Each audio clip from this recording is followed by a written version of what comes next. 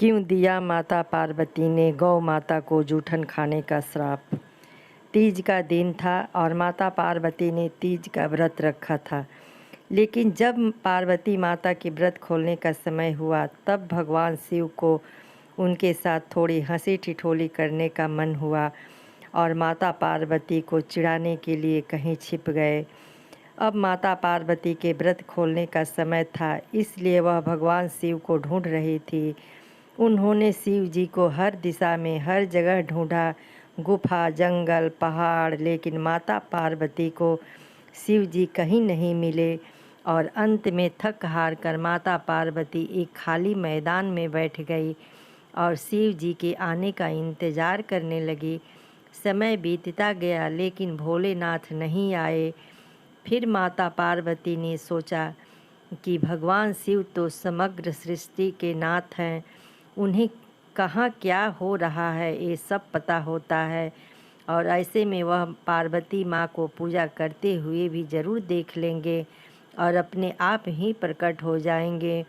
यही सोचकर माता पार्वती ने एक मिट्टी का शिवलिंग बनाया और उसकी पूजा करने लगी। और जैसे कि पार्वती माता ने सोचा था वैसे ही भगवान शिव यह सब कुछ अदृश्य होकर देख रहे थे और मन ही मन मुस्कुरा रहे थे। और जैसे ही माता पार्वती की पूजा संपन्न हुई, शिव जी वह प्रकट हुए और माता पार्वती को चिढ़ाते हुए बोले, देवी आपने तो अकेले ही पूजा कर ली, आप मेरी प्रतीक्षा भी नहीं की, ऐसा क्यों।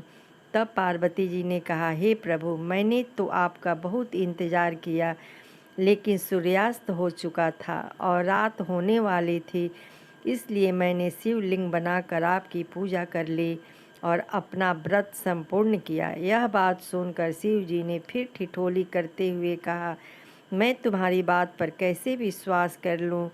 क्या इस बात का कोई साक्ष्य है? तब माता पार्वती ने थोड़ी दूर एक गाय को खड़े हुए देखा।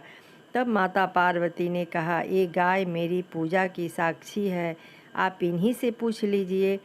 लेकिन वह गाय भी भोलेनाथ की यह हंसी ठिठोली के बारे में जानती थी, जिसकी वजह से जब शिव जी ने उन्हें माता पार्वती की पूजा के बारे में पूछा तब गाय ने ना में सर हिलाया और शिव जी ने हंसते हुए उनसे कहा कि वह बस उससे थोड़ी हंसी ठिठोली कर रहे थे और वह सच जानते हैं, लेकिन अपने पति के सामने झूठा कहलाने का कलंक माता पार्वती को सहन न हुआ और उन्होंने गाय को श्राप देते हुए कहा कि जिस तरह आज तूने झूठ बोला है उसी तरह अब तुझे जूठन ही खानी होगी।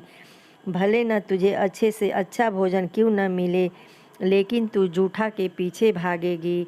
यह सुनकर गौ माता बहुत ही दुखी हुई और तब शिव जी ने माता पार्वती को बताया कि उस गाय ने मेरे कहने पर ही झूठ बोला था और उसका इसमें कोई दोष नहीं है। यह बात सुनकर माता पार्वती को अपने श्राप पर बहुत दुख हुआ और उन्होंने गौ माता को यह आशीर्वाद दिया कि वह दिव्य जन्मा है और उनके सभी गुण जैसे हैं वैसे ही रहेंगे, लेकिन उनका दिया गया श्राप अब नहीं टल सकता।